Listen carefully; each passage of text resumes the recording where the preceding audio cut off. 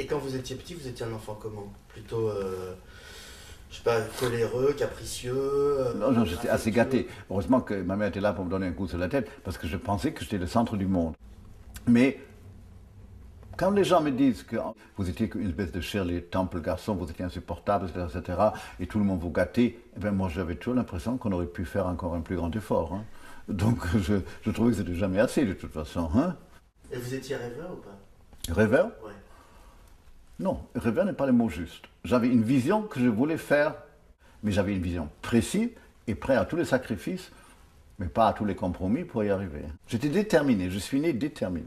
Quand vous étiez petit ou à l'adolescence ou plus tard, est-ce qu'il y a un moment où vous avez un peu idéalisé votre mère? Non, non, non, elle était parfaite, elle était marrante, elle était amusante, elle était spirituelle, elle était culottée que jamais j'ai vu quelqu'un avec autant de culot. Quand on voit ça à froid, ça paraît méchant, mais chez elle, c'était embobiner les gens en même temps. Elle pouvait être une méchanceté en son nom, mais elle embobinait les gens et en faisait des esclaves de tout le monde, de ses amants, de ses maris, de tout. Elle savait tout transformer, le personnel, tout. Tout le monde faisait tout pour elle et elle disait même pas merci. Alors elle devait quand même avoir un vague don, hein. Non, elle était cocasse, ça, il n'y a pas à dire, elle était cocasse, hein. Mais tout était léger, c'était jamais dramatique. C'est une très très bonne attitude dans la vie. Peut-être en réalité elle était angoissée et au fond très sérieuse, c'est pas ça. Mais elle donnait toujours cette impression de légèreté, de non-pesanteur, pas influencée par les circonstances, pas oiseau de mauvais augure, ni rien. C'est le contraire de ce qu'on pense d'être une mère allemande. Elle était affectueuse? Oui, elle l'était vraisemblablement, mais c'était pas non plus la mère abusive, que je détestais ça aussi. Elle était relativement distante et il fallait lutter pour ses faveurs. Et c'est mieux qu'une espèce de mère abusive qui se jette sur vous, qui vous embrasse. Ça, non, c'était pas ce genre et j'aurais détesté ça. Je trouvais qu'elle était parfaite comme ça, je n'aurais jamais voulu une autre et je la trouvais géniale et je trouvais toutes les autres mères connes. Et à quel âge vous avez commencé à ressentir, puisque vous étiez encore en Allemagne, quand quand vous avez commencé à ressentir, je dirais, les prémices d'une certaine orientation Soyez plus clair ou on passe à un autre sujet. Je sais pas, ça me parle. Mais vous savez, là aussi encore, l'histoire a son mérite. Quand j'ai demandé à ma mère, quand j'avais entendu à 11 ans le mot homosexualité, c'est ça que vous voulez dire, vu le ton hésitant et le regard étrange que vous avez pour poser cette question, elle m'a dit, mais c'est rien, c'est pas un sujet, c'est comme une couleur de cheveux, il y a des blonds et des bruns et des machins comme ça. Ben, il y a des gens qui sont comme ça, ils sont comme ça. Bon, alors, où est le problème, hein? Je me souviens, on avait un prof de littérature. Alors, il me dit, est-ce que tu as lu Mort à Venise? Et j'ai lui répondu, vous croyez que je suis débile à ce point? Mais par contre, voulez-vous que je raconte à mon père les sortes de littérature que vous recommandez aux élèves? Il est devenu rouge vif. Jamais fait de bac, jamais fait d'études, moi jamais rien fait du tout, moi, hein. Je suis une improvisation totale. Je suis même pas sérieux. Travailleur, mais pas sérieux, hein. Alors vous êtes travailleur quand même.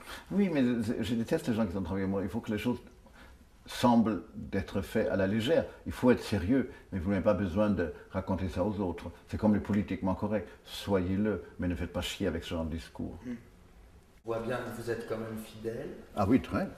avec plutôt les gens avec qui vous travaillez. Ah Et en oui. même temps, ce qui m'a moi un peu surpris, c'est que vous êtes capable de vous séparer de quelqu'un avec qui vous bossez depuis 30 ans en une seconde. Ah, une seconde. Ah oui, mais ça, il faut que ça soit comme ça.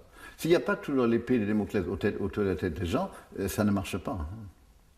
Mais en général, quand ça arrive, croyez-moi, ces victimes ne sont pas innocentes. Ils savent très bien, ils connaissent mes critères, ils pensent qu'ils peuvent faire autrement. Ben, c'est à eux de jouer ce rôle ou de prendre ces risques. Vous commencez ce métier, vous devez accepter comme normal l'injustice. La mode aussi. Si vous n'acceptez pas cette idée, il y a d'autres métiers. Vous pouvez travailler à la retraite de la sécurité sociale et tout. Là, il y a une promotion au bout de tant de temps, vous êtes derrière les guichets, comme ça. Ça, c'est sûr et certain. La mode, c'est éphémère, dangereux et injuste. Les gens pensent que la mode, c'est d'être une star, une espèce de rockstar comme ça. Mais c'est pas ça, hein. C'est du boulot. C'est pas la vie mondaine. Moi, je travaille pas pour faire la vie mondaine, pour voyager, pour aller dans des vacances, au sport d'hiver. Tout ça, c'est secondaire pour moi. Mais ne commencez pas les clichés de solitude et machin comme ça, hein. Pour les gens comme moi, la solitude, c'est une victoire, c'est une lutte.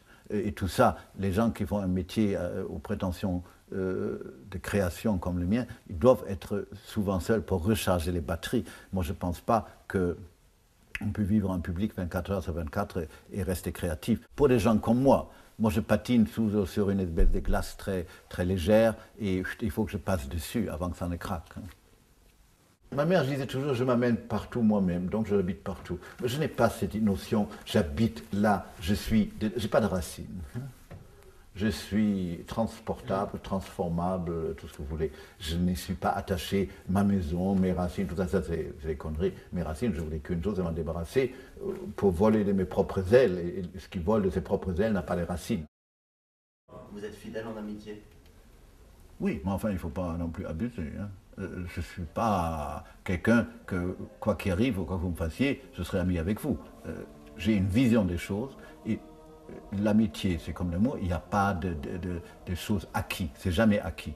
Et il faut toujours qu'il y ait une espèce d'épée de Damoclès au-dessus des relations des gens, parce que ça montre la qualité des relations. Il faut faire un effort, aussi bien moi que les autres. Parce qu'il ne faut pas banaliser ces choses-là. Il faut, pour les gens auxquels vous tenez vraiment, il faut une certaine tension dans le comportement, dans les relations, dans le quotidien et tout. Sinon, ça se banalise et ça, moi, j'ai pas envie. Est-ce qu'un jour vous avez déjà aimé quelqu'un secrètement, sans lui dire? Vous savez, d'aimer quelqu'un c'est bien, mais il faut rencontrer la personne qui vous aime comme vous voulez, comme vous aime, c'est encore autre chose. Hein. C'est pas non plus un sens unique. Alors c'est plus compliqué que ça, et c'est pour ça que c'est très difficile d'en parler. Et puis il y a eu quelques tragédies qui font que j'en ai vraiment pas envie de parler. C'est pour ça que c'est impossible. Je sais par exemple qu'à un moment donné, ça vous est arrivé de vivre en couple. En couple, non, jamais sous le même toit. Hein. C'était avant le Pax, et je déteste l'idée du mariage bourgeois. Le succès annule. Il faut refaire, mieux si on peut, différemment de préférence. Si vous voulez vivre avec une nostalgie en pleurant sur votre propre passé, allez-y, restez avec vos souvenirs, vos succès et des machins comme ça c'est très bon. Mais c'est pas ma mentalité, je déteste ça et je déteste les gens qui ont cette mentalité. C'est quand les gens qui disent le bon vieux temps. D'abord, il était vieux peut-être, mais peut-être pas si bon que ça. Hein. Donc, on s'en fout. En plus, ça fait de votre présent une chose de seconde main, hein, parce que si c'était mieux avant, alors vous fatiguez, ne sautez pas la fenêtre tout de suite, hein, ça ne vaut pas la peine d'insister si c'est moins bien. Je ne veux pas être une réalité dans la vie des autres. Je veux être comme une apparition. Ça apparaît, ça disparaît. Je ne veux pas avoir de réalité et de poids dans la vie de qui que ce soit, parce que je ne désire pas ça dans la mienne.